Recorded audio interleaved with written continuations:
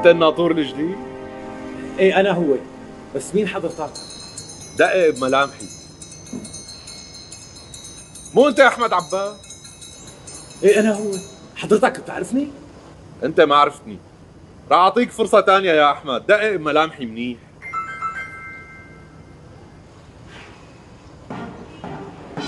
لك مو عدنان الاجدع؟ هو عدنان بيك هلا صار اسمي. إيه لا تواخذنا عدنان بيك مشان الله. ايه قوم قوم اطلع معي بالسيارة. والله ما فيني لاني انا ناطور هي البنايه. ايه لا اذا هيك من عطلك، لك قوم انا صاحب المشروع كله، قوم اطلع معي خلصني. ايه مو على راسي عدنان بيك. ناطور البناية عم نعطلك لا تاخذنا.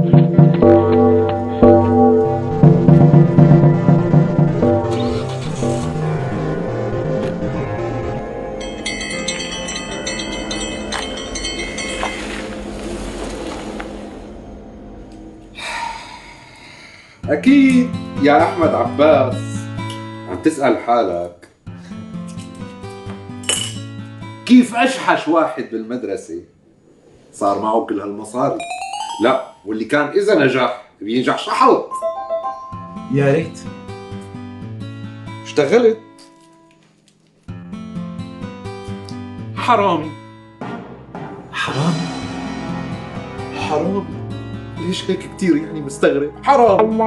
مو قصه مستغرب بس يعني ما بعرف شو بدي اقول لك.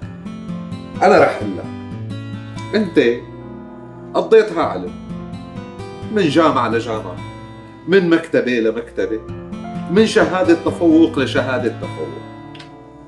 شو آخرتك يا أحمد عباس؟ عم تشتغل ناطو بوحدة من البنايات بواحد من مشاريعي.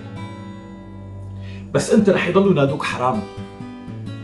أبدا، رح ينادولي عدنان بيك، ورح يضلوا ينادولي عدنان بيك، ورح اثبت لك هالشي.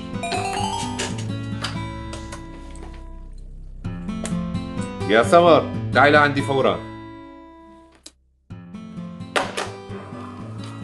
اهلين وسهلين بأحمد عباس الأولي. اهلين عدنان. أمرني عدنان بيك، انت بتضلي على الواتس؟ ليش موظفك انا وعم ادفع لك راتب؟ روحي جيبي له للاستاذ احمد عباس ورقه وقلم. حاضر. عطلناكي. اهلا اهلا اهلا وسهلا اهلا وسهلا. تفضل. حطيهم جنبه. تأمر شي تاني أستاذ؟ انقبري. فيني اعرف ليش الورقه والقلم؟ هلا رح تعرف. اكتب لي بالخط العريض كلمة حرامي. اكتب.